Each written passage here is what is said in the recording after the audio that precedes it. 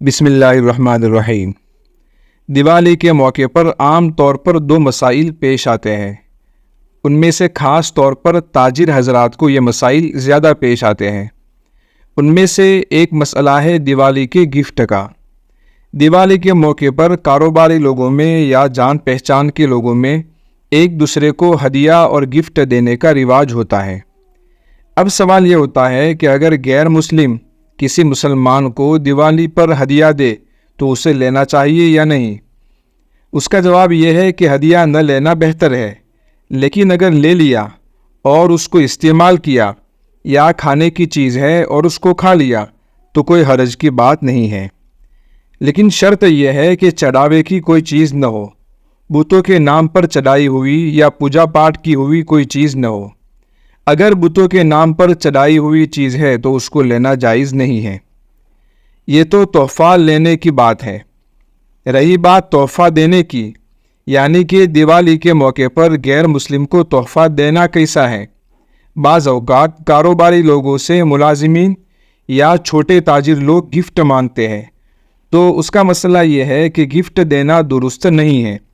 غیر مسلموں کے تہوار پر تحفہ دینے کے متعلق دارالعلوم دیوبند نے ناجائز ہونے کا فتویٰ دیا ہے، کیونکہ تحفہ دینے میں ان کے تہوار اور مذہب کی تائید ہوتی ہے۔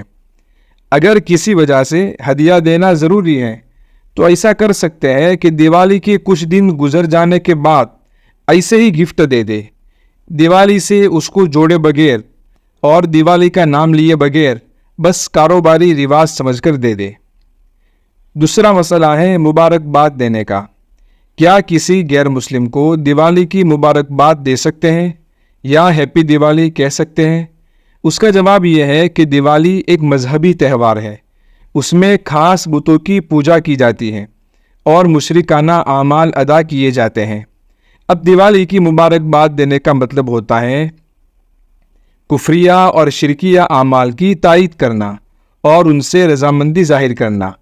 اس لیے غیر مسلموں کے کسی بھی مذہبی تہواروں کی مبارکباد دینا جائز نہیں ہے۔ اگر کسی کو دیوالی کی مبارکباد دی یہ سمجھتے ہوئے کہ دیوالی ایک اچھا تہوار ہے تو ایمان کا خطرہ ہو جائے گا، کیونکہ یہ کفر پر رضامندی ہے۔ اور اگر صرف سامنے والے کو خوش کرنے کے لیے کہا تو ایمان تو نہیں جائے گا، لیکن یہ بھی گناہ ہے۔ اس سے بچنا بھی ضروری ہے۔ اسلام میں کفر سے نفرت کرنا سکھایا گیا ہے، کفر سے بیزاری کا اظہار کرنے کا حکم ہے۔